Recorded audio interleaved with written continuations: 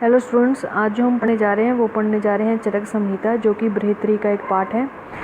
तो उसमें जो हम पढ़ने जा रहे हैं वो पढ़ने जा रहे हैं विद्योतनी, ठीक है ना। जो विद्योतनी टीका है वो किसने दी है? वो दी है पंडित काशीनाथ शास्त्री ने और डॉक्टर गोरखनाथ चतुर्वेदी ने, ठीक। तो चरक संहिता पढ़ने से पहले हमें पता होना चाहिए कि जो चरक है वो किसने दी है, कैसे चरक संहिता का कैसे जो पाठ है वो आया है, कैसे जो उनके मूल किसने दिया है। तो सबसे पहले आप जो चरक जो फर्स्ट पेज है उसी पे जहाँ पर जो स्पेस बचती है वहाँ पर लिख लीजिए जो चरक के मूल उपदेष्टक हैं, ठीक है ना। जो चरक के क्या है? मूल उपदेष्टक हैं। तो वो कौन है? वो है पूर्णवसु आत्रेय, ठीक है, जिनका जो समय है वो आ जाता है 1000, ठीक है ना, 1000 BC। उसके बाद नेक्स्ट अगला आता है तंत्रकर्ता। तो तंत्रकर्ता का जो है वो है महर्षि अग्निवेश, ठीक है ना। तो उनका कितना आ जाता है? उनका भी 1000 BC है। एक्चुअली जो पूर्णवसु आत्रेय हैं उनके ही शिष्य हैं अग्निवेश, ठीक। उसके बाद नेक्स्ट अगला आ जाता है प्रतिसंस्कर्ता। तो प्रतिसंस्कर्ता है हमारे चरक, ठीक। संपूरक। तो संपूरक मीन्स क्या है कि जैसे कि उस चैप्टर्स जो मिसिंग हो जाते हैं तो जो संपूरक थे वो कौन थे? दृढ़बल, ठीक है ना। संपूरक कौन है? दृढ़बल। तो याद रखना कि उपदेष्टक कौन है? That is पूर्णवसु Atreya. तंत्रकर्ता कौन है? महर्षि अग्निवेश। प्रतिसंस्कर्ता में कौन आ जाते हैं? हमारे चरक। संपूरक में कौन से आ जाएंगे? दृढ़बल, ठीक है। जैसे मैंने बताया कि जो पूर्णवसु आत्रेय हैं तो पूर्णवसु आत्रेय का जो टाइम है वो आ जाता है 1000 BC। जो अग्निवेश है उनका भी कितना है? 1000 BC। जो गुरु शिष्य होंगे वो तो एक ही समय में रहेंगे, तो इससे क्या हो जाएगा? 1000। अब चरक जो है उनका आ जाएगा 200 BC, 200 BC। और जो संपूरक है तो उनका क्या आ जाएगा? दृढ़बल। तो दृढ़बल का कितना आ जाएगा? 4 AD, ठीक है। याद रखना BC नहीं है, AD है, ठीक है। तो इस तरह क्या है आपके ये कंप्लीट हो जाता है कि ये क्या है? जनरल एक है इंट्रो है। उसके बाद जो हम आचार्य चरक हैं उनके बारे में अगर हम देखते हैं तो उसमें आ जाता है कि जो पिता हैं, जो पिता थे उनका क्या नाम था? उनका नाम था विशुद्ध। और जो गुरु थे उनका नाम था वैशंपायन, ठीक है। उसके बाद आ जाता है नेक्स्ट कि जो हम चरक पढ़ने वाले हैं चरक संहिता, तो उसमें टोटल कितने सूत्र हैं? ये क्वेश्चन आ जाता है। तो लिख लीजिए जो चरक के सूत्र आ जाते हैं वो आ जाते हैं 9295, मीन्स 90 to 95, ठीक है। और योग कितने हैं? दैट इज़ 1949, 1949, ठीक। जो श्लोका है वो कितने बताए गए हैं? 12000 बताए गए हैं। 12000 जो बताए गए हैं उसमें जो अवेलेबल है वो कितने हैं? 9498 श्लोका क्या है? अवेलेबल है। तो सबसे पहले आज अब हम बात करेंगे चरक संहिता की, ठीक है। तो चरक संहिता के कितने स्थान हैं, तो कितने टोटल कुल अध्याय हैं, तो वो भी पूछ लिए जाते हैं, ठीक है। तो जो चरक स्थान है उसमें क्या है? उसमें जो टोटल अध्याय हैं वो 120 बताए गए हैं, ठीक है। उसमें सबसे पहले हम जो बात करते हैं वो आ जाता है सूत्र स्थान की। सूत्र स्थान के जो अध्याय बताए गए हैं, ठीक है, तो वो कितने बताए गए हैं? वो बताए गए हैं जैसे हम क्या है सूत्र स्थान पढ़ने वाले हैं तो सूत्र स्थान के इक्वल टू करके लिख लो कितने अध्याय होते हैं? तो 30 अध्याय होते हैं सूत्र स्थान के। तो ऐसे भी करके पूछ लेता है कि चरक ने सूत्र स्थान के कितने अध्याय माने हैं? तो कितने माने हैं? 30 माने हैं। और सुश्रुत ने सूत्र स्थान के कितने अध्याय माने हैं? दैट इज़ 46, ठीक। नेक्स्ट, तो ये स्थान शुरू करने से पहले कुछ कोटेशंस है कि किस किस को किस किस नाम से बोला जाता है। तो सबसे पहले आ जाता है कि हम त्रिस्तंभ को किस नाम से बुलाते हैं, ठीक है, या फिर क्या है, तो उससे स्टार्ट करने से पहले आ जाता है स्कंद त्रय, ठीक है। ये आपको ना एक ना वर्डिंग पता होनी चाहिए कि क्या क्या है। तो सबसे पहले आ जाएगा स्कंद त्रय। अब स्कंद है और त्रय, त्रय मीन्स होता है 3। तो 3 चीज़ें कौन सी हैं स्कंद की? दैट इज़ अ हेतु, दोष और द्रव्य। उसके बाद नेक्स्ट अगला आता है त्रिस्कंद। तो त्रिस्कंद आ जाए तो हेतु, लिंग, औषध। याद रखना स्कंद त्रय और त्रिस्कंद में क्या डिफरेंस है, ठीक है ना, कन्फ्यूजन नहीं होना। जो त्रिस्कंद है ना तो वही सेम टू सेम क्या आ जाता है हमारा त्रिसूत्र के साथ, ठीक है। त्रिसूत्र और त्रिस्कंद में क्या आता है? हेतु, लिंग, औषध। और जो त्रिस्तंभ है और त्रिस्थून है जो दोनों हैं वो मिलके क्या बनाते हैं? मतलब दोनों का अलग अलग है लेकिन क्या है? वात, पित्त, कफ, ठीक। अब जो त्रिदंड है उसको क्या बोल देते हैं? सत्व, आत्मा, शरीर। अब जो ये सत्व आत्मा जो त्रिदंड है ना, जो सत्व आत्मा शरीर है, त्रिदंड की जगह इसको लोक के नाम से भी आ जाता है, लोक, पुरुष के नाम से भी आ जाता है। और आयुर्वेद अधिकरण, आयुर्वेद अधिकरण अगर पूछ लीजिए आयुर्वेद अधिकरण क्या है तो क्या आएगा? सत्व, आत्मा, शरीर, लिख लो साथ में, ठीक है। नेक्स्ट अगला आ जाता है आपका कि पुरुषार्थ चतुष्टय, कि जो पुरुष के जो क्या है अगर पुरुष जो है अपने प्राप्त करना चाहता है, अपने अर्थों को प्राप्त करना चाहता है, तो पुरुषार्थ चतुष्टय पूछ लेते हैं तो वो कौन से हैं कि जिससे वो जो व्यक्ति है वो क्या हो जाएगा कि रोगों से मुक्त हो जाएगा। तो उन्होंने बोला धर्म अर्थ काम मोक्ष, ठीक है ना। ये आप आके जाके श्लोका में पढ़ेंगे तो आपको समझ में आ जाएगा। नेक्स्ट अगला आता है त्रिवर्ग। तो त्रिवर्ग कौन कौन से आ जाते हैं, धर्म अर्थ काम, ठीक है, तो उसको हम बोल देते हैं त्रिवर्ग। उसके बाद आता है हेतु, हेतु चतुष्टय। चतुष्टय मीन्स, चतु मीन्स क्या आता है 4। तो कौन से 4 प्रकार के हेतु बताए गए हैं, अयोग, अतियोग, मिथ्या योग और समयोग, ठीक है। तो ये 4 प्रकार के बताए गए हैं। उसके बाद आता है त्रिविध विकल्प। तो विकल्प में क्या करना है, आपको समयोग को काट देना है। तो बाकी जितने बचे हैं अयोग, अतियोग और समयोग, अयोग, अतियोग और मिथ्या योग, तो ये आपने इसको बताना है, ठीक है। एक साइड में क्या है, त्रि उपस्तंभ है। बिकॉज हमने अब ऊपर क्या पढ़ा था, ऊपर हमने क्या पढ़ा था, तो उसमें आता था ना त्रिस्तंभ, ठीक है ना। अगर तो पूछ ले त्रिस्तंभ क्या है तो आएगा वात पित्त कफ। अगर आ गया उपस्तंभ कौन से हैं तो उसमें आ जाएगा आहार, स्वपन और ब्रह्मचर्य। ये जो साइड में लिखा हुआ है, ठीक है, तो वो आ जाएगा आहार, स्वपन और ब्रह्मचर्य। हो सके इसको आप चरक में ही लिखने की कोशिश करिए, बिकॉज अगर आप उसमें लिखेंगे, जब भी आप सूत्र स्थान पढ़ना स्टार्ट करेंगे तो पहले इसकी एक रीडिंग लग जाएगी। वरना अगर कॉपी में लिखेंगे तो ये हो जाता है कि पहले चैप्टर पढ़ लेते हैं फिर कॉपी निकालेंगे। तो आप लोगों को पहले क्या है, इस पे ही लिखने की कोशिश करनी है, ठीक है। अब आ जाता है कि सूत्र स्थान। सूत्र स्थान को किस नाम से बोला जाता है, तो सूत्र स्थान को बोला जाता है शलोक का, शलोक स्थान। अगर पूछ लिया जाए कि शलोक स्थान किसको बोला जाता है, किसका पर्याय है, तो वो है सूत्र स्थान का। और इसको क्या है, शुभ सिरा के नाम से भी बोला जाता है। तो याद रखना कि जो सूत्र स्थान है वो कहाँ से है, मतलब फर्स्ट चैप्टर, वो जो फर्स्ट स्थान है चरक का, तो वो कौन है चरक संहिता का, वो है सूत्र स्थान। तो याद रखना कि शिर है, मतलब सिर है, तो सिर भी क्या है, हमारा जो बॉडी जो पार्ट्स है, तो सबसे पहले क्या आता है, सिर आता है। तो याद रखना कि शुभ सिर भी आ गया तो भी क्या आ जाएगा, सूत्र स्थान ही रहेगा। इतना हो गया आपको क्लियर, ठीक है। नेक्स्ट जो पॉइंट यहाँ पर बताया गया है, एक ये वाला कि गंगाधर, ये वाला कि गंगाधर राय ने, ये भी एक पॉइंट है। ये आप जब इतिहास आपको पढ़ाई जाएगी तो उसमें आपको क्लियर होगा, लेकिन इसमें भी आप देख लीजिए कि गंगाधर राय ने क्या है, चरक संहिता को क्या है, अखिल शास्त्रीय विद्या कल्क द्रुम कहा गया है, ठीक है, इसको याद करने के लिए। अब नेक्स्ट जो क्वेश्चन आ जाता है वो आ जाता है कि जो हमारा फर्स्ट चैप्टर है उसमें कौन सी चीज़ जो है वो बताई गई है, ठीक है। तो उसमें जो चीज़ बताई गई है, मीन्स जो फर्स्ट चैप्टर आ जाता है हमारे पास, उसमें फर्स्ट चैप्टर का नाम क्या है, तो उसमें जो नाम है वो आ जाता है दीर्घ जीवनीय। देखो क्या लिखा है, अर्थातो दीर्घ जीवनीय अध्ययनम। तो दीर्घ जीवन से क्या मतलब होता है, तो दीर्घ जीवन का मतलब ऊपर लिखा हुआ है 100 वर्ष, ठीक है, तो 100 वर्ष है। अब पूछ लेते हैं कि इस चैप्टर में कितने पदों का, आपको बस याद करना है कि इस चैप्टर में कितने पदों का उल्लेख है, तो 8 पदों का उल्लेख है। इसको इसलिए क्या बोलते हैं, अष्टपदी बोलते हैं। क्या बोलते हैं, अष्टपदी।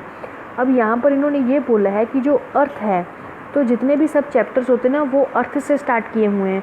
कि अर्थ से क्यों स्टार्ट किए हुए हैं, तो उन्होंने लिखा कि जो अर्थ शब्द है, देखो विमर्श में जो विषय है उसमें क्या लिखा है यहाँ पर, कि क्या लिखा है कि अर्थ शब्द से क्या है, ये मंगल, कि कोई भी चीज़ होती है तो पहले मंगल कोई भी कर्म करते हैं, तो इसलिए उन्होंने क्या है कि वो अच्छा हो, मंगल हो हमारे लिए, इसलिए क्या है सब प्रथम अर्थ से शुरू किया हुआ है। और क्या है, अर्थ को किस नाम से बोला जाता है, ओम नाम से भी बोला जाता है, ठीक है। नेक्स्ट अगर हम बात करते हैं तो अर्थ जो है उन्होंने क्या बोला है, ये देखिए यहाँ पर लिखा हुआ है, यहाँ से पढ़ना अगर हम स्टार्ट करेंगे तो क्या लिखा हुआ है कि अर्थार्थ ओंकार, और अर्थ शब्द क्या होता है, सब प्रथम ब्रह्मा जी के कंठ के भेदन करते हुए उनके मुख से क्या हुआ था, उच्चारित हुआ था, ठीक है ना, अनायास उच्चारित होने के कारण ये क्या है, इसको जो अर्थ शब्द है उसको मांगलिक बताया गया है। तो कितने हैं, 8 मांगलिक है।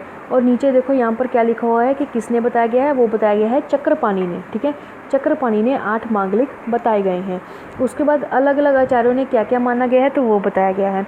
तो उसमें ये बताया गया है कि जो जैसे कि वेदांत दर्शन है, उसने भी अपनी एक क्या है बताया, उसने भी एक अपना जो मतलब एक अपना चैप्टर बताया या एक अपना टिप्पणी दी है, तो उसमें भी उसने क्या बोला है, अथाथो ब्रह्म जिज्ञासा, मीन्स इसने भी अर्थ शब्द से स्टार्ट किया है। नेक्स्ट अगला आता है व्याकरण भाषा है। तो व्याकरण भाषा ने भी क्या किया है, उसने भी क्या है, शब्द अनुशासने, अर्थ शब्द अनुशासने, मीन्स यहाँ पर आपको क्या याद करना है, इसमें सिर्फ आपको यही याद करना है कि अर्थ जो है वो दिया गया है, ठीक है। इतना हो गया। उसके बाद नेक्स्ट में आ जाते हैं। इसमें आपको यहाँ से पढ़ना है, देखिए रीडिंग आप सब लगा सकते हैं, लेकिन जो इंपॉर्टेंट चीज़ जो पेपर में आएगी वो मेन उस पर फोकस करना होता है, ठीक है। ये नहीं है कि जो नहीं पढ़ाया जा रहा तो उसमें से कुछ आएगा, तो ऐसा नहीं है, उसमें कुछ नहीं आएगा, ठीक है। तो उसमें क्या आ जाता है, 3 एशनाएँ, ठीक है। जो आप चैप्टर नंबर जो चरक सूत्र स्थान चैप्टर नंबर 11 आएगा तो उसमें आपको 3 एशनाएँ भी पढ़ाई जाएंगी, ठीक है। तो 3 एशनाओं में कौन कौन सी आ जाती है, प्राण एशना, धन एशना और परलोक एशना, ठीक है। तो ये आपको पता होना चाहिए कि कौन सी 3 एशनाएँ हैं, तो प्राण एशना, धन एशना, परलोक एशना। उसके बाद नेक्स्ट इसमें ना एक चीज़ बताई गई है, वो बताई गई है कि हमने क्या बोला कि सबसे पहले कि जो हम चैप्टर पढ़ रहे हैं तो वो किसके लिए पढ़ रहे हैं, ताकि दीर्घ जीवन के लिए। तो दीर्घ जीवन किसको बोला गया है, 100 आयु के लिए बोला गया है, ठीक है। तो इसमें एक वर्ड आता है शत जीवते, देखो यहाँ पर एक वर्ड है दैट इज़ ये वाला, क्या है, शत जीवम शरदम। इसमें क्या बोला गया, इसमें ना 100 वर्ष के मनुष्य की जो आयु मानी गई है उस पर कथन बोला गया है। अब हम आप लोगों को पता होगा कि जो आयु होती है या फिर जो युग हैं तो क्या होते हैं, एक सतयुग होता है, ठीक है। जैसे कि आप यहाँ से पढ़ना स्टार्ट करोगे तो उसमें क्या बोला गया कि विमान स्थान के दूसरे अध्याय में क्या बोला गया है कि सतयुग में क्या है, मनुष्य की जो आयु होती है वो 400 वर्ष होती है, त्रेता में 300 हो जाती है, द्वापर में 200 और कलयुग में कितनी हो जाती है, 100 हो जाती है, ठीक है। अब आप लोग को पता है कि होता क्या है कि जब भी एक युग कम होता है ना तो उसका क्या होता है, 1/4 जो पार्ट होता है वो ख़त्म हो जाता है। तो याद रखना कि पहले कितनी थी, 400, देन कितनी हुई, 300, 300 से 200, 200 से 100 वर्ष। इसलिए यहाँ पर दीर्घ जीवनी जो अध्ययनम है अभी के टाइम पर उसको 100 वर्ष आयु के लिए बोला गया है, ठीक है। नेक्स्ट हम पढ़ चुके हैं, ये देखो इसमें देखो धर्म अर्थ काम मोक्ष क्या है, ये जो पुरुषार्थ क्या है, चतुष्टय आ गया, ठीक। नेक्स्ट उसके बाद आ जाता है कि इसके क्या है, सब प्रथम। अब देखो ये इंपॉर्टेंट है कि सब प्रथम जो सूत्र स्थान है उसको क्या है, 8 भागों में बांटा गया है। एक्चुअली 8 कैसे हैं या 7 कैसे हैं वो बता रही हूँ, यहाँ पर तो लिखा हुआ है, उसको एक्सप्लेन कर देते हैं, आगे आएगा तो आगे आपको बता दिया जाएगा, कोई दिक्कत नहीं है। उसके बाद नेक्स्ट अगला आ जाता है कि ये क्या है, जो एक लिखा हुआ ना यहाँ पर श्लोका कि सूचनात् सूत्रेन, ठीक है ना। तो ये जो सारी लाइनें हैं ये सूत्र स्थान सुश्रुत सूत्र स्थान की है, रेफरेंस के लिए कि ये क्या है, ये सूत्र स्थान की निरुक्ति है। जब हम सुश्रुत स्थान पढ़ेंगे, सुश्रुत सूत्र स्थान पढ़ेंगे तो उसमें आपको ये सब कुछ क्लियर हो जाएगा, ठीक है। इसको कुछ अभी करने की ज़रूरत नहीं है। हाँ, ये वाला जो देखो, ये जो लिखा है ना, श्लोका स्थान समुदिष्टम, ठीक है, तंत्रस्य शीर्षुभम, ठीक है, चतुर्कोना महाअर्था, ये जो लाइन है ना, ये लाइन इम्पोर्टेंट है। एक्चुअली ये क्या है, ये आपको चरक जो है सूत्र स्थान 30 में याद रखना कि जो सूत्र स्थान की निरुक्ति के बारे में पूछ लेते हैं कि सूत्र स्थान निरुक्ति का वर्णन कहाँ मिलता है, तो सूत्र स्थान निरुक्ति का जो वर्णन मिलता है वो मिलता है चरक सूत्र 30 में, ठीक है। यहाँ पर लिख लेना साइड में कि चरक सूत्र 30 में क्या है, मिलता है निरुक्ति का। लेकिन सुश्रुत में सूत्र 1 में ही क्या है, निरुक्ति का वर्णन किया गया है, ठीक है। अभी हम नेक्स्ट आगे चलते हैं। आगे चलने से पहले यहाँ पर एक पॉइंट है उसको भी देख लीजिए, ये आ जाता है ये वाला, दैट इज़ अनुबंध चतुष्टय। क्या है, अनुबंध चतुष्टय। अनुबंध चतुष्टय, अब चतुष्टय है मीन्स चार चीज़ें कौन कौन सी आ गई, उसको याद करने के लिए आपको ये याद करना है पासा, PASA। P for आ जाएगा प्रयोजन, A से आ जाएगा अभिधेय, ठीक है, S से क्या आ जाएगा संबंध और A से क्या आ जाएगा अधिकारी, ठीक है। तो अभिधेय में क्या है, ठीक है, तो अभिधेय को याद करने के लिए आप यहाँ पर आ जाइए। तो अभिधेय में क्या बताया गया, अभिधेय में बताया गया है कि हेतु दोष द्रव्य, तो ये जो 3 चीज़ें होती हैं वो क्या मिलके बनाती हैं, दैट इज़ अ स्कंद त्रय बनाती हैं। क्या बनाती हैं, हमारी स्कंद त्रय बनाती है। थोड़ा ऊपर कर लेते हैं, ठीक है। तो स्कंद त्रय, अब याद रखना कि स्कंद त्रय क्या थे, दैट इज़ अ हेतु दोष और द्रव्य। और त्रिस्कंद कौन से आ जाते हैं, हेतु लिंग औषध, ठीक है, कन्फ्यूजन में नहीं जाना है। तो ये स्कंद त्रय होते हैं, ये साइड में लिखा भी हुआ, it is also known as a स्कंद त्रय है। उसके बाद नेक्स्ट अगला क्या आ जाता है, प्रयोजन। तो हमारा क्यों, हम आयुर्वेद को क्यों पढ़ रहे हैं, तो आयुर्वेद को इसलिए पढ़ रहे हैं, धातु साम्य क्रिया चौक्ते तंत्रस्य प्रयोजनम, कि धातुओं को क्षम करने के लिए, ठीक है, उनको क्या है, जो हम पूरा ये तंत्र पढ़ते हैं उनकी क्रियाओं को मतलब एकदम हम उसको रूट पे लाना चाहते हैं, ठीक है। तो उस चीज़ के लिए क्या है, जो तंत्र का प्रयोग किया जाता है, तंत्र का ये क्या है, ये पूछ लिया जाता है कि श्लोका रखा जाएगा, धातु साम्य क्रिया चौक्ते तंत्रस्य प्रयोजनम, ये किसका है, ये प्रयोजन है। प्रयोजन किसका है, ये तंत्र का प्रयोजन है, ठीक है। नेक्स्ट अगला आता है संबंध। तो संबंध में याद रखना वाक्य वाच्य लक्षणम संबंध। अब इसमें क्या है, इसमें जो गुरु शिष्य आपस में बातचीत करेंगे, गुरु बताएंगे, शिष्य जो होंगे अपनी शंका प्रकट करेंगे, तो वो आ जाएगा संबंध में आ गया। नेक्स्ट अगला आ गया अधिकारी। तो अधिकारी का मतलब क्या है, उन्होंने ये बोला कि आयुर्वेद का जो हमारे आचार्य चरक है, तो उन्होंने क्या बोला है, यहाँ से देखो अर्थार्थ से, तो उन्होंने ये बोला कि ब्राह्मण क्षत्रिय वैश्य जो हमारे 4 वर्ण होते, तो उसमें जो 3 वर्ण होते ब्राह्मणीय क्षत्रिय और वैश्य, इन्हीं को ही शस्त्र पढ़ने का अधिकार है। काश्यप ने बोला कि नहीं ऐसा नहीं है, जो शूद्र होते हैं उनको भी पढ़ने का पूर्ण अधिकार है। नेक्स्ट अगला आ जाता है हमारे पास कि जो ये सूत्र स्थान है, ये देखो सूत्र स्थान है, उसमें क्या है 4 सूत्र और दिए गए हैं। तो कई बार पूछ लेते हैं कि चतुर सूत्र कौन से आ जाते हैं, तो जो चतुर सूत्र आ जाते हैं उसमें जो सबसे पहला आता है वो आ जाता है गुरु सूत्र, ठीक है, जो गुरु के द्वारा कहे गए हैं उसको गुरु सूत्र बोलते हैं, बस इतना याद रखो। नेक्स्ट अगला आता है शिष्य सूत्र, जो कि शिष्यों के द्वारा शंका पूछी जाती है उसको शिष्य सूत्र बोलते हैं। नेक्स्ट अगला आता है प्रतिसंस्कारित सूत्र, जो यहाँ पर जो प्रतिसंस्कारित के द्वारा जो उपस्थित जो अपनी वो चीज़ बताएगा, जैसे कि यहाँ पर जो प्रतिसंस्कर्ता है कौन है, चरक है, ठीक है। नेक्स्ट अगला आता है एके सूत्र। एके सूत्र एक ऐसा होता है कि जैसे कि अगर फॉर एग्जाम्पल यहाँ पर हम बात कर रहे हैं किसी और का सिद्धांत, मतलब कि उदाहरण के रूप में रखना, मतलब कि किसी की बुक है, किसी की संहिता है, लेकिन हम उसका भी सिद्धांत इसमें रख रहे हैं, तो उसको बोलेंगे एकीय सूत्र, ठीक है। बस इतना है, बाकी आपको याद करना है तो वो कर लीजिए, लेकिन मतलब रीडिंग लगाइए, याद नहीं करना, याद सिर्फ उतना ही करना है जितना मैं बता रही हूँ, ठीक। उसके बाद नेक्स्ट अगला आ जाता है, ये देखो आगे जो चीज़ बताई गई है ना, जो मैं बता रही थी ना कि जो इन्होंने क्या किया है, सूत्र स्थान जो है ना, सूत्र स्थान को इन्होंने ना डिवीज़न की है, ठीक है। उसको बोल देते हैं कि कितने चतुष्क में बांटा है। चतुष्क का मतलब क्या होता है, 4। तो याद रखना सूत्र स्थान के टोटल हमने कितने बोले हैं, 30 चैप्टर्स बोले हैं। तो 30 चैप्टर्स को क्या किया इन्होंने, 4-4 पार्ट्स में डिवाइड कर दिया, मतलब 1 to 4, 5 to 8 ऐसे करके इन्होंने 4-4 पार्ट्स में डिवाइड कर दिया। अब जो 4-4 पार्ट्स में अगर डिवाइड किया तो कितना आएगा, अब हमारे पास है टोटल 30 चैप्टर्स, तो 30 को अगर 4 से डिवीजन करते हैं तो वो तो पॉइंट्स में आंसर आएगा। तो इसको क्या है 7-4 का 28, ठीक है ना, मतलब 7 ऐसे चैप्टर, 7 ऐसे चतुष्ट बनेंगे, मेन हेड बनेंगे जिसके अंदर 7-7 चैप्टर आएंगे। तो 7-4 का 28 हो गया, बाकी कितने बचे 2, ठीक है। तो उसको इन्होंने किसके अंडर लिया वो हम बता रहे हैं, ठीक है। पहले तो याद करो कि जो 7 हमारे बने हैं तो उसको किस हिसाब से याद करना है। जो 7 है ना, तो 7 को याद करने के लिए ये देखो, ये एक लिखा हुआ है ना, इसको याद करना है। ये जो फॉर्मूला है ना, इसको याद करना है। ये क्या लिखा हुआ है, इसमें लिखा हुआ है BSNL, ठीक है ना। आप BSNL का यूज़ करते हैं फ़ोन, ठीक है, या फिर कोई भी करता है, सिम होते हैं या फ़ोन होता है, तो BSNL याद करना है। तो क्रिया, BSNL क्रिया, मतलब BSNL जो है वो क्या है, अपना काम कर रही है अच्छे से, क्रिया याद करना है, क्रिया, ठीक है। तो इसको फिर देखो, इसको कैसे करना है, 1 मिनट इसको थोड़ा बढ़ा देते हैं।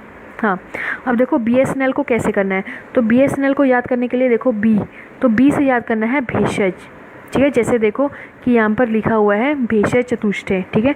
तो क्या आ जाएगा, B for भेषज, S for आ जाएगा स्वस्थ, ठीक है, N for आ जाएगा निर्देश। जो L है ना, L को काट दो, L का कुछ लेना देना नहीं है, ठीक है। बस हमें याद करना है मतलब हमने एक मिमोनिक बनाया, एक ट्रिक बनाया, जिसकी वजह से क्या है आपको BSNL, तो ठीक है ना। BSNL में क्या है, BSN जो है वो हो गया भेषज, स्वस्थ और निर्देशक। K से आ जाएगा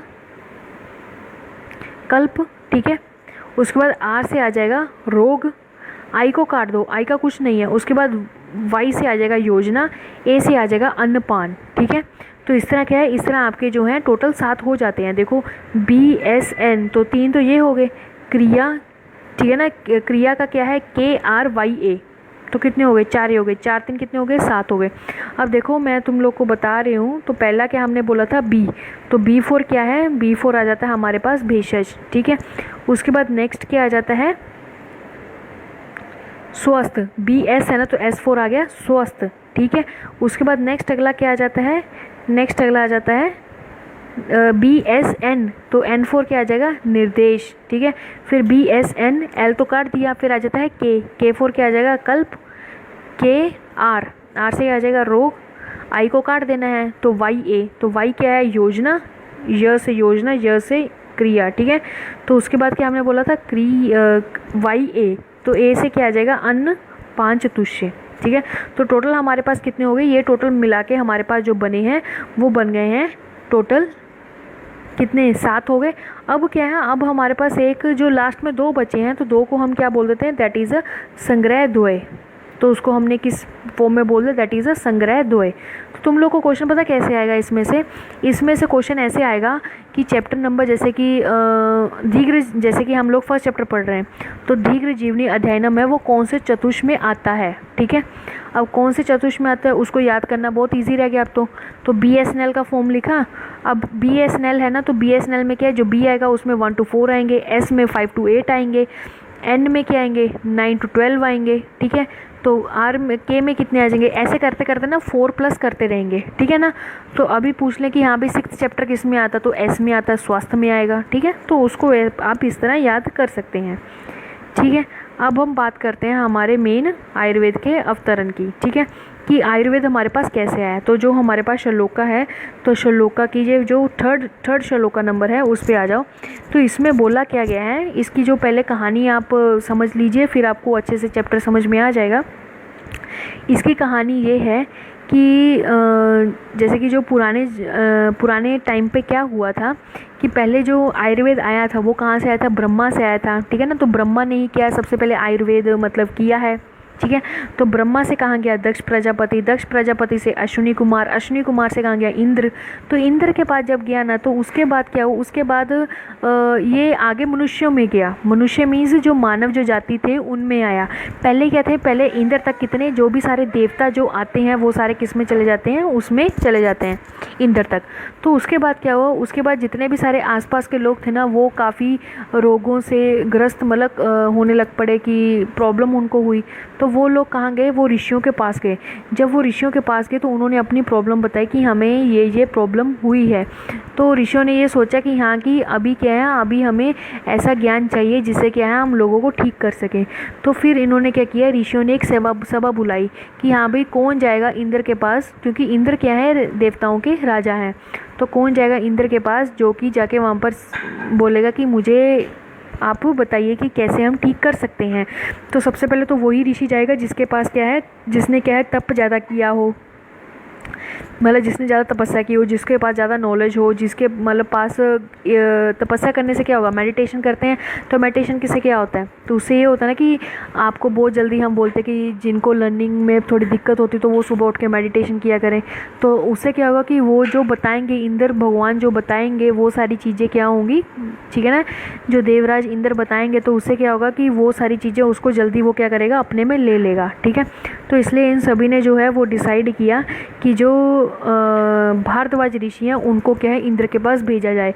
और वो फिर उनके पास ज्ञान लेने गए थे, तब आके उन्होंने बाकी ऋषियों में आके सब कुछ बताया गया था, ठीक है।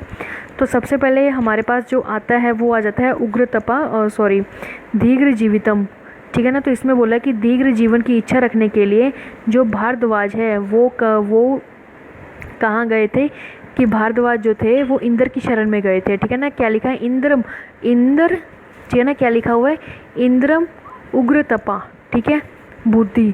तो उन्होंने क्या लिखा है यहाँ पर, जो मेन पॉइंट है ना वो उग्र तपा फोकस करने वाला है, ठीक है। कहानी पढ़ने की ज़रूरत नहीं है, बस ये याद करना कि इंद्रम के पास कौन गए थे। इंद्रम लिखा हो ना, सेकंड वर्ड देखो यहाँ पर इंद्रम लिखा, तो यहाँ पर क्या है, उग्र तपा, ठीक है। तो उग्र तपा क्वेश्चन क्या बनता है, क्वेश्चन इसमें ये बनता है कि इंद्र के पास शिक्षा लेने के लिए कौन गए थे, ठीक है। तो इंद्र के पास शिक्षा लेने के लिए कौन गए थे, तो वो गए थे भारद्वाज, ठीक है। तो उसके बाद नेक्स्ट अगला आता है कि उग्र तपा फिर कौन है, ठीक है ना। यहाँ पर फिर क्या आ जाएगा, वहाँ पर ऑप्शन आ जाएगा उग्र तपा, भारद्वाज ना लेकर उग्र तपा आ गया। तो कन्फ्यूजन में नहीं जाना है, उग्र तपा क्या है, भारद्वाज को ही बोला गया है, ठीक है। नेक्स्ट अगला आ जाता है आपके पास, ये इन्होंने ना पूरा ना वही जो आयुर्वेद अवतरण है ना, वही जो मैंने पहले आपको बता दिया सारा, कि उन्होंने वही बोला कि ब्रह्मा से दक्ष प्रजापति अश्विनी कुमार। अब देखो यहाँ पर ना एक वर्ड, ये देखो जो मैंने लगा रखा है वो देख लेना कि अश्विनी कुमार भगवान, अश्विनी कुमार से कहाँ गया था, इंद्र। तो भगवान चक्र लिखा हुआ है, क्या है, चक्र। तो चक्र किसके लिए आया है, वो इंद्र के लिए आया हुआ है, ठीक है। तो ये याद रखना कि किसके लिए आया हुआ है, इंद्र के लिए आया गया है। एक यहाँ पर ना बोला गया है, ये जो बोला गया ना ये वाली लाइन, तो उसमें क्या लिखा हो, उसमें ये लिखा है कि जो ब्रह्म संहिता एक नाम की ना, ऐसे क्वेश्चन तुम्हें ये नहीं आएगा, उसमें सीधा ये लिखा होगा कि एक ब्रह्म संहिता होती है, ठीक है ना। उसमें कितने श्लोका हैं, या फिर ऐसी कोई संहिता बताओ जिसमें कितने 1 लाख श्लोका हैं और 10,000 चैप्टर हैं, ठीक है, ये ठीक है। जिसमें क्या है 1 लाख, क्या है 1 लाख श्लोका है और क्या है 10,000 क्या है चैप्टर्स हैं। तो ऐसी हमें क्या है संहिता के बारे में बताओ। तो ऐसी जो संहिता है उसको हम क्या बोल देते हैं, दैट इज़ अ ब्रह्म संहिता। ठीक है, तो इसमें यही है। और याद रखना कि जो स्वर्ग के वैद्य थे तो वो कौन थे, that is a Ashwini Kumar. ठीक है, क्वेश्चन पूछ लेते हैं स्वर्ग के वैद्य कौन है, दैट इज़ अश्विनी कुमार। देखो जो मैं टिक लगा रही हूँ सिर्फ उतने पे ही फोकस करना है, एक्स्ट्रा नहीं पढ़ना, एक्स्ट्रा में से आता नहीं है, पहली बात। ठीक है ना, तो याद रखना। उसके बाद इसमें जो मेन क्वेश्चन आ जाता है वो ये आ जाता है, ये वाला, कि जो सभा बुलाई गई थी तो कहाँ बुलाई गई थी, तो वो थी पार्श्वे हिमवते शुभे। तो कहाँ वो पूछ लेते, लोकेशन कहाँ है, पार्श्वे हिमवते शुभे। आपको ये श्लोका एज इट इज़ ऐसे ही जो लाइन है वो ऐसे ही याद करनी पड़ेगी। अब नेक्स्ट यहाँ पे आ जाता है, इसमें कुछ नहीं पढ़ना, बस यहाँ पे आ जाओ सीधा। तो इसमें ये बोला गया है कि जो ऋषियों की कितनी गणना, मीन्स कि कितने ऋषि वहाँ पर, जो मैंने बोला था ना कि सभा बुलाई गई, कि पहले डिसाइड किया गया कि कौन जाएगा, तो वो जो सभा बुलाई गई थी तो वो सभा कहाँ बुलाई गई थी, तो वो सभा जो बुलाई गई थी वो बुलाई गई थी पार्श्वे हिमवते। ठीक है, उसके बाद जो दूसरा आ जाता है वो कौन सा आ जाता है कि कितने ऋषि थे, तो उसमें जो ऋषि बताने हैं वो बताने हैं 53 प्लस अन्य। ठीक है, कितने आ जाते हैं 53 प्लस अन्य। 53 अकेले आए तो वो नहीं करना है, 53 प्लस अन्य आए तो वो आपका आंसर करेक्ट लगेगा। ठीक है, इसमें वर्ड है दैट इज़ अ सांख्य। तो सांख्य वर्ड करके ना एक बार क्वेश्चन आ गया था कि यहाँ पे कि जो सांख्य वर्ड है पूरी चरक संहिता में कितनी बार आया है। ठीक है, ये क्वेश्चन एक बार हमसे पूछ लिया गया था पेपर में। तो उसमें क्या लिखना है, ये मैंने ऊपर इसको अलग से लिखा हुआ है। ठीक है, टेंशन की बात नहीं है। उसमें लिखा कि जो सांख्य वर्ड है वो क्या है, चरक सूत्र स्थान में 1 और 13 चैप्टर में, विमान स्थान जो है 8 चैप्टर में, चरक शारीर में 1 5 में आया हुआ है। ठीक है, ये बस इतना ही है। उसके बाद इन्होंने बस आप इतना ही याद करो कि ये जो है 53 प्लस अन्य है और सांख्य वर्ड कहाँ है, चरक सूत्र में आया है, विमान में आया, शरीर में किस किस चैप्टर में आया, वो आपको याद हो जाना चाहिए। उसके बाद नेक्स्ट जो ये वाला जो है श्लोका उस पे आइए, ये आपको। उसके बाद क्या आ जाता है कि जो मैंने बोला था कि जो क्या बोला था कि पुरुषार्थ जो चतुष्टय होता है उसमें 4 चीज़ें होती हैं। ठीक है, तो वो 4 चीज़ें कौन कौन सी थी, तो उसमें आ जाता है फर्स्ट चीज़ धर्म अर्थ काम मोक्ष। ठीक है, आरोग्यम। ठीक है ना, तो क्या बोला गया कि अगर हम धर्म अर्थ काम और मोक्ष की क्या है प्राप्ति कर लेते हैं तो वो क्या आरोग्यम है, किसका है, मूल मुक्तम। तो ये क्या है, मूल है आरोग्य होने के। अगर हम इन चीज़ों से क्या है सब कुछ कंप्लीट हो जाते हैं तो ये क्या है, ये आरोग्य के मूल हैं। तो इसका रेफरेंस याद करना है। रेफरेंस मीन्स आ जाता है कि पूछ लिया जाएगा ये श्लोका रख के ये कहाँ का रेफरेंस है, तो बताना है आपको कि ये कहाँ का रेफरेंस है। ये एक मिलती जुलती एक लाइन थी तो इसलिए ये लिख दी कि चरक संहिता में 56 जो है वो क्या है प्रत्यंग है और 53 क्या है ऋषि हैं। ठीक है, उसके बाद नेक्स्ट वही आया हुआ है कि चक्र किसको बोला गया है। अब देखो इसमें एक वर्ड है दैट इज़ अ चक्र। ठीक है, तो चक्र इंद्र को बोला गया, ये बता दिया है। और जो एक मैंने यहाँ पर भी हाईलाइट किया हुआ है दैट इज़ अमर प्रभु। तो अमर प्रभु किसको बोला गया, वो भी इंद्र को बोला हुआ है। ठीक है, उसके बाद नेक्स्ट अगला आ जाता है ये वाला भी दैट इज़ अ सहस्त्र भवन। तो ये भी जो भवन बोला गया सहस्त्र, तो सहस्त्र वर्ड किसके लिए, इंद्र के लिए आया हुआ है। जो शचीपति है तो वो किसके लिए, वो भी इंद्र के लिए है। शुक्र भवन वो भी किसके लिए है, इंद्र के लिए आया हुआ है। बल हंतराम वो भी किसके लिए, इंद्र के लिए है। सुरेशम इंद्र के लिए वर्ड आया हुआ है। ठीक है, तो अमर प्रभु वो तो हम पढ़ चुके हैं इंद्र के लिए। तो ये सब क्या है, इंद्र के पर्याय हैं, मतलब कि इंद्र को किस किस नाम से बोला गया है। शतक्रतु तो ये भी क्या है, ये भी इंद्र के लिए है। ठीक है, उसके बाद नेक्स्ट इंपॉर्टेंट है थोड़ा। तो नेक्स्ट में क्या आ जाता है, नेक्स्ट में जो आता है वो आ जाता है त्रिसूत्र। अब देखो इसमें ये होता है कि जैसे कि जो भारद्वाज है उन्होंने इंद्र से जो ज्ञान प्राप्त किया तो किस वर्ड में किया, तो उसमें जो 3 चीज़ें आ जाती हैं वो आ जाती हैं हेतु लिंग और औषध। मतलब उन्होंने त्रिसूत्र में ज्ञान प्राप्त किया तो क्या आ जाता है, हेतु लिंग और औषध। तो उन्होंने क्या है, उन्होंने आयुर्वेद को किस नाम से बोला गया, तो उन्होंने बोला गया कि ये जो आयुर्वेद हमें तो क्या देने वाली है, तो ये देने वाली है हमें शाश्वत और पुण्य। तो वर्ड याद रख लेना, शाश्वत और पुण्य। उसके बाद नेक्स्ट अगला आता है कि ब्रह्म संहिता का जो सब प्रथम इसको क्या बोलते हैं, पितामह क्यों बोलते हैं, बिकॉज ब्रह्मा ने सबसे पहले अपने स्वयं से जाना था इसलिए इसको बोल देते हैं पितामह। ठीक है ना, एक इसमें एक लाइन है कि जो अशोक सम्राट थे, ठीक है, जो अशोक सम्राट थे उनको क्या था, ऊर्ध्वगतु नामक मुख रोग हुआ था। इस वजह से क्या है, गुदु नामक मुख रोग हुआ था, जिस वजह से क्या है मतलब यही पूछ लेते हैं कि जो महाराज अशोक थे, सम्राट अशोक थे, उनको कौन सा रोग हुआ था। तो याद रखना ऊर्ध्व गुद ये मुख रोग है, ठीक है, इसलिए इसको अलग से एक हाईलाइट करके लिखवाया गया है।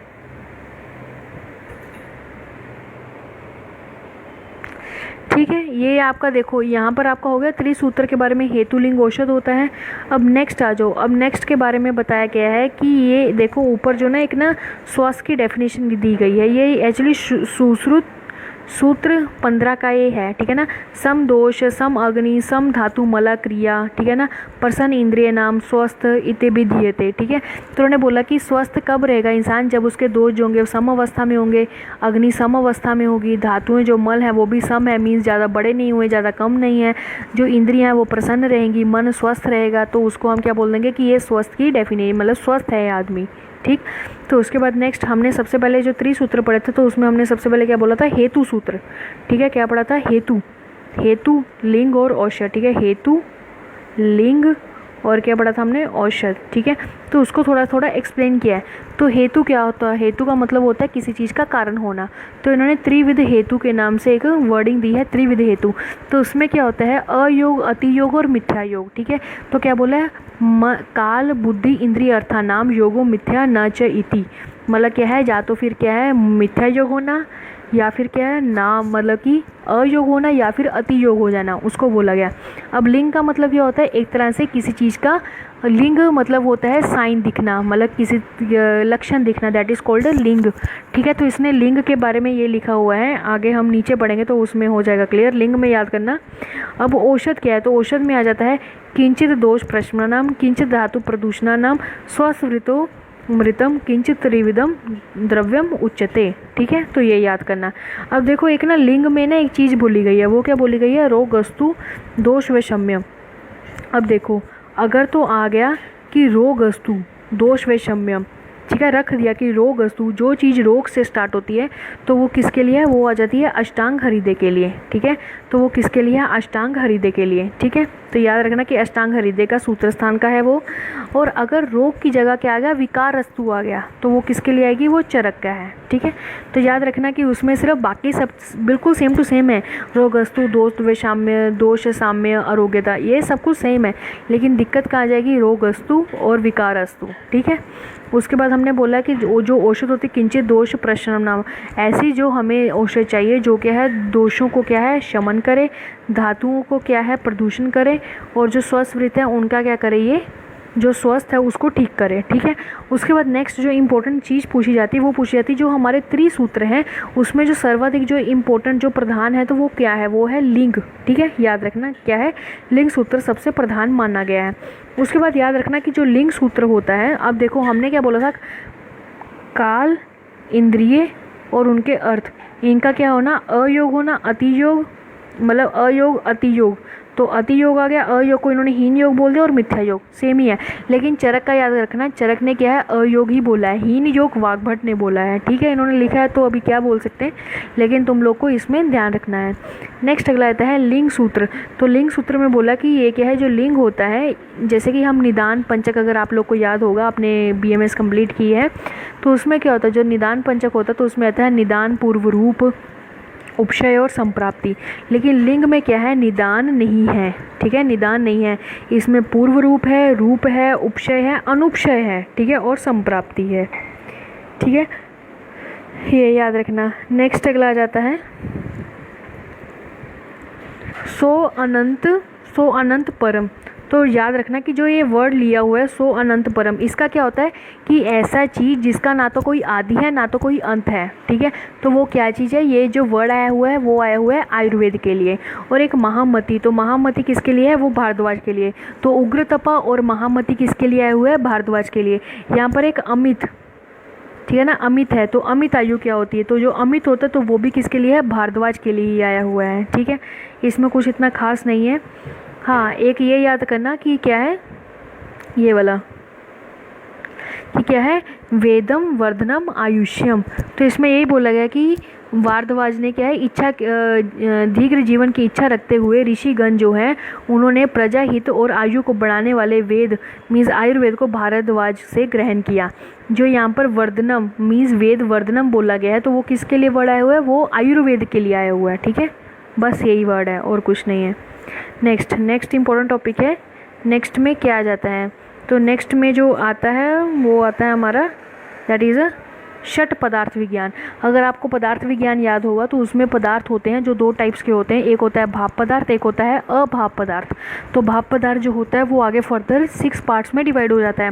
उसमें कौन कौन से आते हैं, उसमें यही आते हैं कौन कौन से सामान्य विशेष गुण द्रव्य कर्म समवाय, जिसको हम दूसरे में भी बोल देते हैं द्रव्य गुण कर्म सामान्य विशेष समवाय। ठीक है, तो उसको ही हम थोड़ा सा कर लेते हैं, रुक जाओ।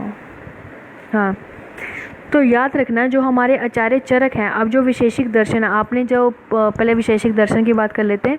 तो सबसे पहले जब हम पदार्थ विज्ञान पढ़ते तो उसमें दर्शन आते हैं, आस्तिक दर्शन नास्तिक दर्शन। जो आस्तिक दर्शन थे उसमें आ जाता है विशेषिक दर्शन। तो विशेषिक दर्शन में आ जाता है कि द्रव्य गुण कर्म सामान्य विशेष समवाय, ये चीज़ें आई हुई हैं, द्रव्य गुण कर्म सामान्य विशेष समवाय। अगर तो ऐसे पूछ ले कि पदार्थ कितने प्रकार के हैं तो द्रव्य गुण कर्म सामान्य विशेष समवाय है तो वो किसका है, विशेषिक का है। इसमें सीरियल ऑर्डर की बात है। ठीक है, अगर सिंपल पूछ ले कि क्या है तो उसमें आ जाएगा सामान्य विशेष द्रव्य गुण गुण द्रव्य कर्म समवाय। ठीक है, तो याद रखना अगर चरक का हो तो चरक में कैसे आएगा, सामान्य च विशेष च गुणान द्रव्यानि कर्म च समवाय। ठीक है, तो वो किसके लिए आ जाएगा, वो आ जाएगा हमारा चरक के लिए। लेकिन याद रखना चरक ने क्या है, चरक ने षट पदार्थ ना मानकर षट कारण माने हैं। ठीक है, ये लिखा हो ना षट कारण, तो याद रखना कि चरक ने षट पदार्थ नहीं बोला है, षट कारण बोला है। अब चरक ने कितने माने हैं, 6 माने हैं, लेकिन कुछ लोग ऐसे भी हैं जिन्होंने कितने माने हैं, 7 माने हैं। तो किसने माने हैं, ये यहाँ पर लिखा हुआ है कि न्याय किरणावली ने कितने माने हैं, 7 प्रकार के माने हैं। ठीक है, तो 7 प्रकार के कौन से आगे, 6 तो आगे पिछले वही कौन से, सामान्य च विशेष च। ठीक है, सामान्य विशेष गुण द्रव्य कर्म समवाय और प्लस क्या हो गया, अभाव पदार्थ। ठीक है, तो उसको इन्होंने क्या मान लिया है। नेक्स्ट जो ये वाला बताया गया है कि जो पूर्ण वसु आत्रेय थे उनके कितने शिष्य थे, तो उनके कितने थे, उनके टोटल जो थे वो उनके 6 थे। अब 6 को याद करने के लिए कैसे करना है, ऐसे तो याद नहीं होगे, तो एक जो मैंने नीचे कोटेशन लिखी है उसको याद कर लेना, अपराजित है बेलशार। अपराजित है बेलशार, अ से क्या आ जाएगा हमारा अग्निनिवेश, परा से क्या आ जाएगा हमारा पराशर, जीत से क्या आएगा जत्रुकन, ह से आ जाएगा हारित, भय से आएगा भेल और शार से आ जाएगा हमारा क्षार पानी। ठीक है, इस तरह हमारा ये भी कंप्लीट होता है। नेक्स्ट, हाँ ये एक चीज़ याद रखना कि जो हमारे क्या हैं भगवान जो वाग्भट है, वाग्भट ने क्या माना है कि जो आत्रेय है ना वो भारद्वाज के शिष्य नहीं थे, वो इंद्र के शिष्य थे। ठीक है,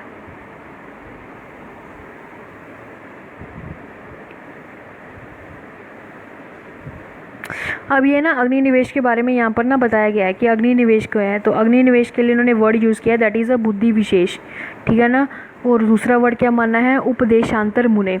तो ये क्यों बोला गया, एक्चुअली क्या हुआ, जो भगवान आत्रेय थे उनके बहुत सारे, जैसे हमने बोला कि 6 शिष्य थे, तो 6 शिष्य में सबसे पहले एक अग्निनिवेशी थे जिन्होंने एक अपना एक क्या है सर्वप्रथम ग्रंथ का निर्माण किया। इसलिए उन्होंने बोल दिया कि उनकी जो बुद्धि थी वो एक विशेष थी, ऐसा नहीं था कि उनको जो पूर्ण वसु आत्रेय थे वो अलग से पढ़ाते थे। ठीक है, तो ऐसा कुछ नहीं था, उनकी जो बुद्धि थी वो एक विशेष थी, जिसकी वजह से क्या था कि उन्होंने सबसे पहले अपना क्या है ग्रंथ कंप्लीट किया। ठीक है, तो यही बात है। नेक्स्ट आ जाओ,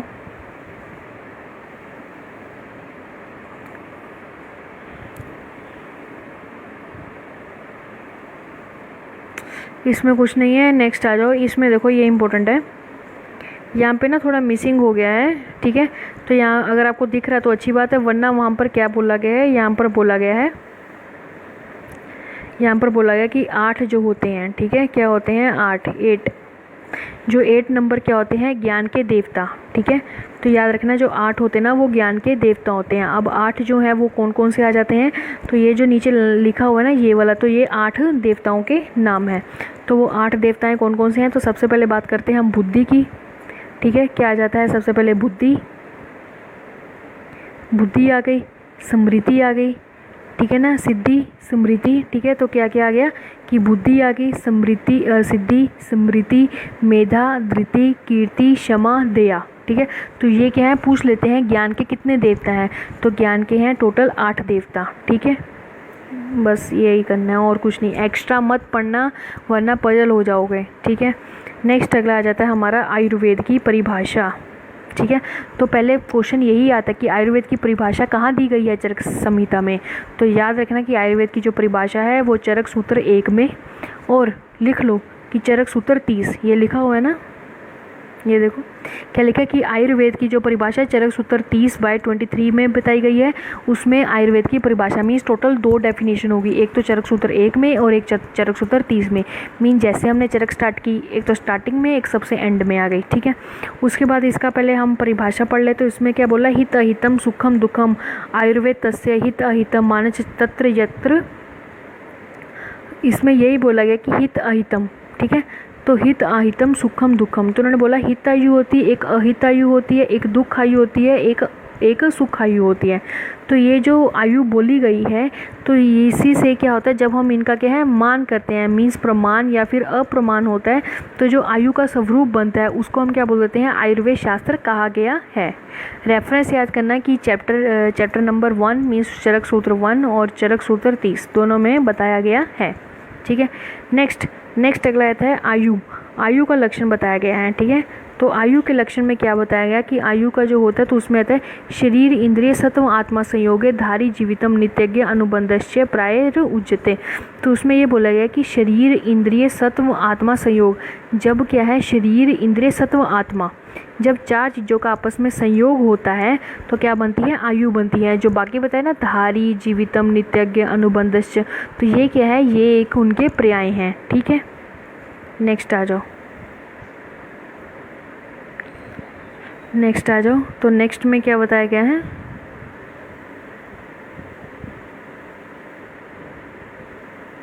अब देखो इसमें क्या है, इसमें ना उन्होंने ये बोला, जैसे हमने आयु की डेफिनेशन पीछे पढ़ी ना कि शरीर इंद्रिय सत्व आत्मा, तो इन 4 चीज़ों के मिलने से क्या बनता है, आयु बनती है। तो इन्होंने जो आचार्य सुश्रुत है चरक सुश्रुत सूत्र 1 में, तो उन्होंने क्या बोला, उन्होंने बोल दिया कि पुरुष कैसे बनता है। तो पुरुष के लिए उन्होंने, आप चाहे ऊपर अपना लिख लो कि साइड में कि पुरुष से कैसे बनता है, तो पुरुष बनता है कि 5 महाभूत प्लस शरीर, उससे क्या बनता है, पुरुष बनता है। बस यही बोला गया इसमें, ठीक है।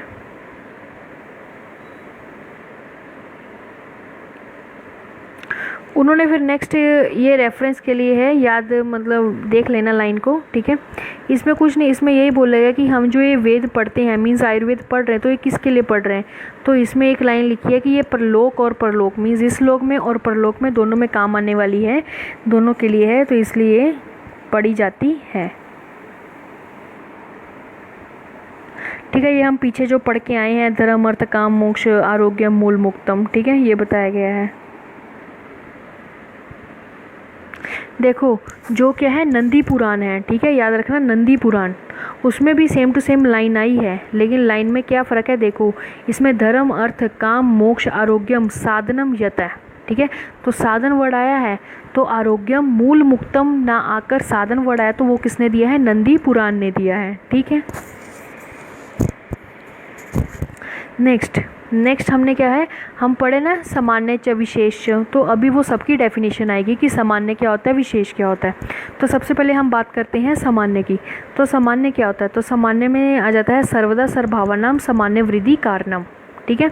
तो इतना जो बताया गया है वो किसके लिए है, सामान्य के लिए है। उसके बाद हरा सेतु विशेषज्ञ, तो ये किसके लिए है, विशेष के लिए है, ठीक है। पहले इतना देखते हैं सर्वदा सर्वभावानाम, तो उसमें यही बोला गया कि जैसे कोई चीज़ है तो उसके हम सेम टू सेम वैसी ही चीज़ को ग्रहण करेंगे तो उससे उसकी वृद्धि होगी। जैसे मांस खाने से मांस की वृद्धि होती है, तो उसी तरह क्या है हरास के लिए बताया गया है कि अगर हम कोई ऐसी चीज़ खाएंगे जो क्या है हमारे लिए ख़राब करेगी, ठीक है ना, जो बिल्कुल ऑपोजिट गुण होंगे या ऑपोजिट उसके बिल्कुल कर्म होंगे, ठीक है, या द्रव्य बिल्कुल ऑपोजिट होगा, तो वो क्या करेगा, हरास ही तो करेगा। हरास मीन्स क्षय करेगा हमारी बॉडी में, ठीक है, या कोई गुण में, तो वो आ गया। अब जो नेक्स्ट इन्होंने बोला गया ना प्रवृत्ति उभे, ठीक है ना, तो प्रवृत्ति उभे का मतलब क्या, इन्होंने बोला कि उभे मीन्स आया था जिसमें क्या है दोनों चीज़ें हैं, जिसमें सामान्य भी हैं और क्या आ जाता है जिसमें सामान्य भी है और एक विशेष भी है, ठीक है, तो उसको क्या बोल दिया उन्होंने, प्रवृत्ति वर्ड, ठीक है, याद रखना, सामान्य और विशेष बोल दिया तो प्रवृत्ति वर्ड।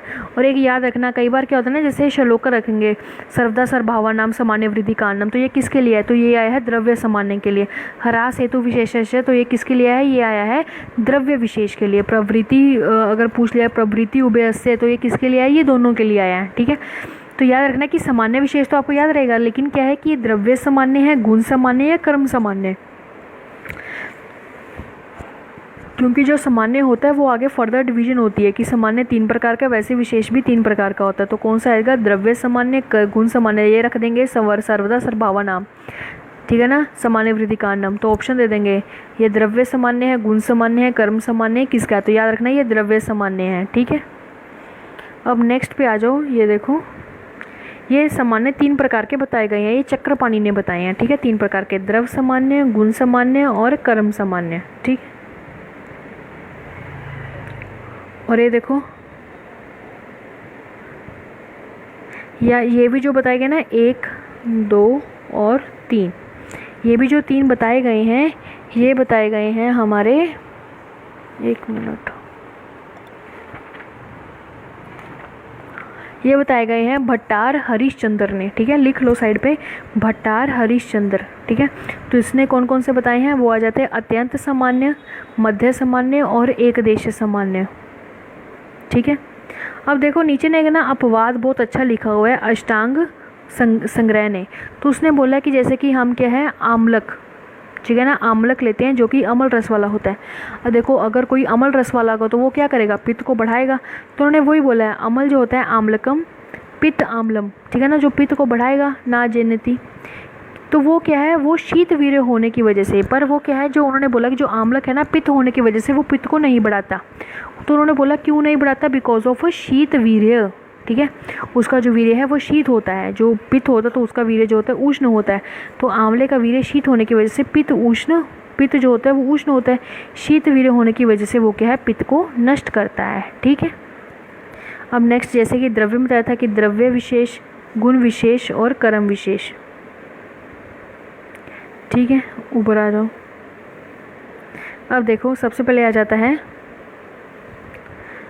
अब देखो जो बोला गया सामान्य एकत्व कर्म, ठीक है, सामान्य एकत्व कर्म विशेषस्तु पृथकत्व, तो जो ये यहाँ तक है, 1 मिनट, अब देखो सबसे पहले आता है सामान्य एकत्व कर्म, तो ये जो है ये आ जाता है गुण गुण सामान्य, ठीक है, जो पीछे बची है विशेषस्तु पृथकत्व कर्म, तो वो आ जाएगा गुण विशेष एकत्व कर्म। अब देखो 2 चीज़ें सेम है, उसको अगर हम इकट्ठा मिला देंगे तो एक जैसी बन जाएगी, तो याद रखना सामान्य एकत्व कर्म और विशेष में पृथकत्व की 2 चीज़ें थी उनको अलग कर दिया, तो क्या हो जाएगा अलग अलग पृथकत्व, ठीक है। जैसे बिल्कुल ऑपोजिट, हम जैसे कि अगर कोई है ओबेसिटी वाला पेशेंट है तो उसको हम क्या करेंगे, उसको हम क्या देंगे, यही तो चीज़ें देंगे जो उसको बिल्कुल ऑपोजिट वाले गुण होंगे, तो ऑपोजिट होंगे तो वो क्या बिल्कुल अलग अलग दिखेंगे, तो पृथकत्व आ जाएगा, ठीक है। तो ये इतना याद हो गया।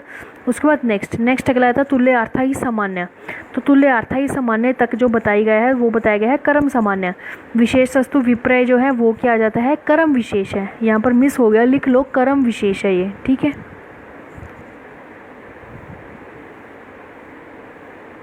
तो याद रखना कई बार पूछ लेते हैं कि एकत्व कर्म किसका है, ये द्रव्य सामान्य, गुण सामान्य, कर्म सामान्य, तो आपको याद होना चाहिए गुण सामान्य है, ठीक है। नेक्स्ट आ जाओ, नेक्स्ट पे इस पे आ जाओ, इसमें देखो क्या बोला हुआ है, इसमें वही है जो हम पढ़े हैं ना त्रिदंड कौन से होते हैं, तो उन्होंने बोल दिया त्रिदंड को ही लोक बोलते हैं, उसको ही पुमान बोलते हैं, और उसको पुमान मीन्स पुरुष, और उसको ही क्या है आयु का अधिकरण, आयुर्वेद का अधिकरण बोलते हैं, ये मैं पहले आपको बता चुकी हूँ स्टार्टिंग में। ये तो आप शरीर स्थान में आके पढ़ लेंगे, इसको करने की ज़रूरत नहीं है। ये देखो इसमें भी यही वर्ड लिखा है, दैट इज़ अ पुमान और अधिकरण, ठीक है। आयुर्वेद का अधिकरण पूछ लिया जाए तो सत्व आत्मा शरीर, देखो लिखा हुआ है, उस सत्व आत्मा शरीर के संयोग से पुमान कहते हैं, ठीक है। इम्पोर्टेंट आ जाओ इधर, देखो आप लोगों ने पदार्थ विज्ञान में पढ़ा होगा, पदार्थ विज्ञान में द्रव्य पढ़ा होगा। तो द्रव्य की जब हम डिवीजन करते हैं तो क्या होता है, दो तरह के द्रव्य होते हैं, ठीक है। तो कौन कौन से आते हैं, एक तो होते हैं कारण द्रव्य, एक होते हैं कार्य द्रव्य, ठीक है। तो यहाँ पर जो भी बात की गई है वो की गई है कारण द्रव्य की। जब आप नीचे आएंगे तो बात की जाएगी कार्य द्रव्य की, ठीक है। तो डरना नहीं है, दोनों ही हैं, अगर नहीं भी याद है कोई दिक्कत नहीं है। तो सबसे पहले हम बात करते हैं कारण द्रव्य की, ठीक है। मतलब जो मैंने बताया कि द्रव्य दो प्रकार के होते हैं, कारण एक कार्य। तो हम सबसे पहले बात करेंगे कारण द्रव्य की। तो कारण द्रव्य में क्या आ जाते हैं, कारण द्रव्य पहले तो याद रखने कितने प्रकार के होते हैं, 9 प्रकार के। इसमें देखो क्या लिखा हुआ है, ख आदि, ख आदि, ठीक है ना। तो ख मीन्स आया था आकाश, तो आकाश आदि पंच महाभूत की बात की गई है, ठीक है ना। ख आदि ने आत्मा मन कालो दिशश्च द्रव्य संग्रह है। याद रखना जो 9 होते हैं ना तो उसको हम क्या बोल देते हैं, द्रव्य संग्रह बोल देते हैं, ठीक है। तो यहाँ तक क्या है, यहाँ तक जो बात की गई है, वेट, यहाँ तक जो बात की गई है वो किसके लिए बात की गई है, वो की गई है जो कारण द्रव्य हैं। अब नेक्स्ट जो है स इंद्रिय, ये देखो स इंद्रिय चेतना, निर इंद्रिय अचेतना। तो ये क्या है कि स इंद्रिय चेतना, निर इंद्रिय जो चेतना है तो वो किसके लिए बताया गया है, तो वो बताया गया है कार्य द्रव्य के लिए, ठीक है। तो कई बार फिलिंग द ब्लैंक्स भरवा लेते हैं, जैसे कि यहाँ मैंने करके इफ़ करके लिखा है। तो वहाँ पूछ लेंगे चेतन द्रव्य इक्वल टू स इंद्रिय या निर इंद्रिय, तो क्या आएगा, स इंद्रिय आएगा, ठीक है। चेतना मीन्स क्या होता है कि जिसमें आत्मा हो, तो आत्मा कहाँ होगी, स इंद्रिय, जिसके पास मतलब स लिविंग और living bodies and non living bodies, ठीक है। तो वही है सारा। देखो एक ये सारी डिवीजन है, आकाश वायु अग्नि जल पृथ्वी मन काल दिशा, ठीक है।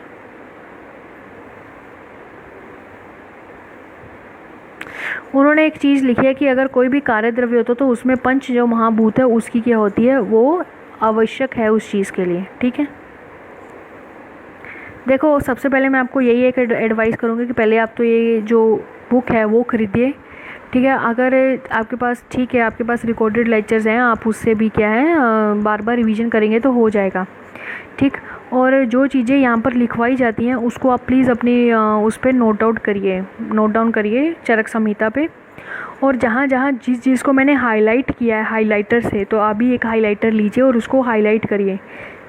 पेज स्टार्ट होने से पहले उसको थोड़ा सा स्टॉप करके उस पर पहले हाईलाइट कर लीजिए, फिर आप लेक्चर को सुनिए, ठीक है। नेक्स्ट अगला आता है कारण द्रव्य। तो कारण द्रव्य हम बोल चुके हैं, तो कारण द्रव्य क्या आता है, चेतन अचेतन, ठीक है। स इंद्रिय निर इंद्रिय, ठीक है। चेतना चेतन हो गया। अब चेतन में क्या आता है, बाह्य चेतन और बाह्य अभ्यंतर चेतन और अकेला अभ्यंतर चेतन, ठीक है। अब हुआ क्या है, जैसे हम किसी को थप्पड़ लगा दिया, अब थप्पड़ लगा के हमें भी कुछ ना कुछ रिएक्शन आएगा। अगर एक्शन का रिएक्शन आता है तो उसको हम क्या बोल देते हैं, दैट इज़ अ बाहरी अभ्यंतश, ठीक है। बाहरी अंतश है ना, बाहरी अंतश चेतन। एक होता है अकेला अंतश चेतन, जैसे कि पेड़ पौधे हैं, उसको कुछ भी, पेड़ को तोड़ लो, पेड़ के पत्ते को तोड़ लो या पेड़ को एक लात भी मार दोगे तो क्या हो जाएगा, कुछ हो जाएगा, कुछ नहीं होगा, ठीक है। तो वो क्या आ जाएगा, वो अपने मन के अंदर ही सब कुछ रखते, तो अंतश आ गया, ठीक है। और जो अचेतन है वो तो जो पृथ्वी के नीचे से जो चीज़ें मिलती हैं तो वो आ जाती हैं हमारी, ठीक है, प्राकृतिक और कृत्रिम, मतलब मैन मेड। अब देखो जो बाह्य अंतश है तो उसमें आ जाएगा जरायुज, अंडज, औद्बीज और स्वेदज। अब जरायु मीन्स क्या आएगा, ह्यूमन बॉडीज़, ठीक है। तो वहाँ से होता है अंडज में से अंडे, जैसे सर्प वगैरह हो गया, स्वेदज कीट हो गया, और उद्बीज आता है इंद्रगोप, ठीक है, ये हो गया। उसके बाद नेक्स्ट अगला आ जाता है, इसको क्या है, जो 4 चीज़ें ना, जरायु अंडज स्वेदज और उद्बीज, तो इसको क्या है सुश्रुत ने चतुर्बीज गुरुग्राम के नाम, भूतग्राम के नाम से भी जाना गया है, भूतग्राम के नाम से भी जाना गया है, ठीक है। नेक्स्ट जो बताया गया है उसमें आ जाता है, ये देखो इसमें याद रखना कि जो अंतश चेतना, तो उसमें क्या आता है, वनस्पति औषध और विरुद्ध। इन्होंने उल्ट लिखा लेकिन हम लोग ऐसे याद करते हैं, वनस्पति औषध और विरुद्ध, ठीक है। याद रखना जो सुश्रुत है ना, सुश्रुत ने क्या किया है, यहाँ पर मैंने लिखा है ना कि ये क्या है, वृक्ष, तो याद रखना कि उसने वनस्पति की जगह क्या लिया है, वृक्ष लिया है, क्या लिया है, वृक्ष लिया है। और वृक्ष लिया, एक लिख लो, ऊपर लिख लो, ठीक है, जहाँ से स्टार्ट होता है तो वहाँ लिख लो भाप प्रकाश। भाप प्रकाश ने क्या माना है, ठीक है। तो भाप प्रकाश ने माना है लिखो भाई भाव प्रकाश का वनस्पति, वनस्पति, औषध, वल्ली और शुभ। ठीक है। और जो भेल है, यहाँ पर जो भेल की बात की गई है, तो भेल ने कौन कौन से माने हैं, तो भेल का आ जाता है भेल ने तो वनस्पति, वृक्ष, तृण, लता। ठीक है, उसने अलग माने। तो पूछ लेते हैं कि इन्होंने क्या। और याद रखना कि जो वैदिक वांग्मय है तो उन्होंने क्या है, चेतन जो है वो क्या है, अंशन, और अचेतन को अंशन के नाम से बोला गया है। ठीक है। नेक्स्ट इंपॉर्टेंट टॉपिक स्टार्ट होने वाला है, वो होने वाला है गुण। ठीक है। अब गुण क्या है, तो गुण में याद रखना कि जो गुण बताया गया है तो वो क्या है कि गुण हम पढ़ते ना, गुणमंत्रेता नीति गुणा समवायतु निश्चेष्टा कारणम गुणा। तो वो याद करने से पहले उसकी संख्या याद करो कितने प्रकार की होती है। तो गुणों की जो संख्या होती है वो होती है टोटल 41। साइड पे लिख लो 41। ठीक है। अब जो टोटल 41 है उसको काउंट करके देखो क्या लिखा है, सार्था गुरुवाद्य। तो सार्था मीन्स क्या होता है, शब्द स्पर्श रूप रसगंध, 5 हो गए, गुरुवाद्य गुण 20 हो गए। उसके बाद बुद्धि, बुद्धि कितनी होगी, 6 हो गई। उसके बाद नेक्स्ट अगला क्या है, प्रत्यंता, तो ये कितने हो गए, 5 हो गए। पराध्य कितने हो गए, 10 हो गए। ठीक है। अब हुआ क्या है, अब देखो इसमें क्या है, जो सार्था गुरुवाद्य, सार्था 5 हो गए, गुरुवाद्य तो 20 हो गए। अब जो बुद्धि पर्यंता है ना, तो ये क्या है, ये आध्यात्मिक गुण है। ठीक है ना, ये मैंने करके लिखा ना आध्यात्मिक गुण, और इसी को क्या बोल देते हैं, आत्मगुण बोल देते हैं। ठीक है। अब क्या होता है, ये 6 प्रकार के टोटल होते हैं। तो उसमें क्या होता है, सुख, दुख, इच्छा, द्वेष, प्रयत्न, बुद्धि। ठीक है। तो उन्होंने बुद्धि को अलग लिख दिया, प्रयत्नता को अलग लिख दिया। ठीक है। तो वो टोटल दोनों मिला के कितने हैं, 6 बनते हैं। नेक्स्ट अगला आता है पराध्य। तो पराध्य कितने होते हैं, 10। ठीक है, ये हो गया। उसके बाद आपको जो काउंटिंग है ये याद कर लेना। हाँ, याद कर लेना कि जो गुरुवादी गुण है उसको शारीरिक गुण भी बोलते हैं, काय गुण बोलते हैं, चिकित्सक गुण और द्रव्य गुण के नाम से भी बोला गया है। अगर आपको श्लोका जाओगे तो उसमें आता है हिम स्निग्ध लक्षण। ये किसने याद करने हो तो आप कर सकते हैं, गुरु मंद हिम स्निग्ध लक्षण सांद्र मृदु। तो गुरु का लघु, मंद का तीक्ष्ण, उष्ण का, ये आप याद कर सकते हैं। ठीक है। उसके बाद बुद्धि, सुख, दुख, इच्छा, द्वेष, प्रयत्न। ठीक है, ये आ गए। उसके बाद नेक्स्ट अगला आता है हमारे पास पराधि गुण। तो पराधि गुण, ये वाला पराधि गुण। तो पराधि गुण में कौन सा आता है, दैट इज कॉल्ड एज सामान्य गुण। इसको क्या है, सामान्य गुण भी बोलते हैं, सामान्य गुण, चिकित्सा उपयोगी उपाय भी बोलते हैं, और यौगिक। जो ये वर्ड साइड पे लिखा हो ना, तो ये क्या है, ये यौगिक लिखा है, यौगिक। ठीक है, तो यौगिक आ गया। उसके बाद नेक्स्ट अगला आ जाता है कि इसको कैसे याद करना। तो ये साइड पे ना एक मैंने ना ट्रिक लिखी हुई है। ठीक है, ये वाली। इसमें क्या है, इसमें लिखा है सपा बसपा। अब याद रखना यूपी की जो सरकार होती है उसमें क्या चलता है, सपा बसपा ही तो चलता है। सपा बसपा से, SAY से लिखा हुआ है, पर अपर। ठीक है, क्या है, पर अपर। तो स से संख्या, प से आ गया हमारा परिमाण, ब से वियोग, स से संख्या, प से पृथकत्व, फिर आ गया स से संस्कार, अ से अभ्यास, और वाई से युक्ति, पर और अपर। ठीक है। तो ये टोटल कुल मिला के कितने हो जाते हैं, 10। ठीक है। तो ये ट्रिक से याद कर सकते हो। उसके बाद ना यहाँ पर ना कुछ आचार्यों के ना अलग अलग ना पॉइंट ऑफ व्यू आए हुए हैं। ठीक है, जो टोटल गुण है तो याद रखना कि जो योग रत्नाकर है, जैसे कि हमने क्या बोला कि हाँ कितने बताए गए हैं, आचार्य चरक ने 41 बताए हुए हैं। तो वैसे ही योगेंद्र नाथ जो सेन है उसने कितने बताए हैं, 42 बताए हैं। न्याय दर्शन ने टोटल गुण कितने बताए हैं, 24। वैशेषिक ने 17 प्रशस्त पाद ने 24, चरक ने 41, एंड आयुर्वेद और चरक ने दोनों ने कितने माने हैं, 41 माने हैं। ठीक है, तो ये आपका हो जाता है कंप्लीट। नेक्स्ट जो बताया गया है वो बताया गया है प्रतनादि कर्म और चेष्टा। तो उन्होंने क्या बोला है, जो कर्म का लक्षण होता है वो क्या होता है। तो कर्म के लक्षण में ये बताया गया है कि प्रतनादि कर्म, चेष्टा। अगर हम कोई भी काम के लिए प्रयत्न करते हैं या कोई भी चेष्टा करते हैं तो उसको हम क्या बोल देते हैं, कर्म बोल देते हैं। ठीक है। तो उन्होंने ना कर्म के ना टाइप्स बताए हैं, या फिर क्या बोला कि जो चरक सूत्र स्थान 26 है तो उसमें क्या है, पंचविध कर्म का उल्लेख किया गया है। जो चरक विमान स्थान है उसमें लौकिक कर्म बताए गए हैं, कितने, दैट इज़ 5। अब 5 कौन कौन से हैं, ये वाले जो 5 है, उत्क्षेपण, अवक्षेपण, आकुंचन, प्रसारण और गमन। उत्क्षेपण का मतलब होता है अपवर्ड मूवमेंट, अवक्षेपण का मतलब होता है डाउनवर्ड मूवमेंट, आकुंचन का मतलब होता है कॉन्ट्रैक्शन, और प्रसारण का मतलब होता है रिलैक्सेशन। ठीक है, और गमन का मतलब होता है लोकोमोशन। ठीक है, तो वही सारी चीज़ें आपको ये हिंदी में लिखी हुई हैं। तो पंचकर्म, जो आयुर्वेद में पंचकर्म है उसमें वर्ण, विरेचन, नीरुबस्ती, अनुवासन बस्ती, नस्य। ठीक है, और जो सुश्रुत है उसने अलग से बताए हैं, रक्त मोक्षण उसने बस्ती को एक ही मान लिया। और त्रिविध कर्म भी होता है, उसमें पूर्व कर्म, प्रधान कर्म और पश्चात कर्म भी होता है। ठीक है, ये हो गया। नेक्स्ट अगला आता है सामान्य समवाय। समवाय का क्या लक्षण है, तो आ जाता है समवायो अपृथक भावो भूमे आदि नाम गुणमत है। ठीक है, तो क्या आ जाता है, समवायो अपृथक भाव। तो क्या है, समवाय एक ऐसा संबंध होता है जो क्या होता है एक दूसरे से कभी अलग नहीं हो सकता, ठीक है ना। तो वो चीज़ ऐसी होती है जो हमेशा ही रहती है, जैसे यहाँ पर लिखा हुआ है नित्य, ठीक है, तो वो नित्य ही रहती है। तो वो क्या है, अगर उन दोनों को हम अलग कर देंगे ना तो वो कभी भी अपना काम ठीक ढंग से नहीं कर पाएंगे। तो ये श्लोका या फिर ये क्या है रख देंगे तो पूछेंगे कि ये किसका श्लोक है, तो याद रखना समवाय अपृथक भावो। अपृथक भावो मीन्स क्या होता है, इससे ही आपको पकड़ना है अपृथक भावों से ही कि अपृथक, पृथक का मतलब क्या होता है अलग अलग होना, पृथक पृथक तो क्या है अ आ गया मीन्स आगे मीन्स कि पृथक ना होना। अपृथक भावो तो क्या है भूमे आदि नाम गुणमत है स नित्यो यत्र ही द्रव्यम न तत्र अनित्यो गुण है, ठीक है। तो याद रखना ये बात, इसमें कुछ नहीं है। अब आ जाता है ये, तो ये क्या है, ये आ जाता है द्रव्य का लक्षण। तो इसमें आता है यत्राशित कर्म गुना कारणम समवाय यत् द्रव्यम, ठीक है। तो ये भी रेफरेंस के लिए पूछ लेते हैं, ये आपको याद होना चाहिए। यत्राशिता उन्होंने बोला है कि ऐसा कोई द्रव्य जिसमें क्या है गुण और जो है कर्म और जो गुण है वो क्या है द्रव्य पे ही आश्रित करते हैं। द्रव्य मीन्स कोई भी चीज़ है, फॉर एग्जांपल हमारे पास कोई डंडा है, ठीक है, कोई हमारे पास स्टिक है, तो स्टिक क्या है उसका कोई ना कोई गुण तक कर्म तो हम कर ही लेंगे ना। अगर वो स्टिक है तो स्टिक या तो फिर कहीं पर किसी को मारने के काम आ जाएगी, तो जहाँ पर या फिर क्या है कि किसी को कुछ पकड़ने के लिए, हम बोलते हैं ना कि ये स्टिक पकड़ा दो, स्टिक पकड़ने के लिए या चलने के लिए काम आती, तो वो क्या है कि कोई ना कोई कर्म और उसमें कोई ना कोई गुण तो उसके साथ रहता है। तो उन्होंने बोला द्रव्य कैसा है जिसमें कर्म और गुण के हैं दोनों ही प्रेजेंट रहते हैं, ठीक है। नीचे जो ये चीज़ें बताई हुई है ना ये वाली, तो ये ना अलग अलग आचार्यों की हैं। जैसे सुश्रुत ने क्या बोला, उन्होंने द्रव्य की डेफिनेशन बताते हुए बोला है कि द्रव्य लक्षणम तू क्रिया गुणवत्ता समवायी कारणम इति, ठीक है। और जो आ जाते हैं हमारे ये वाले, उसके बाद इधर आओ भाव प्रकाश की।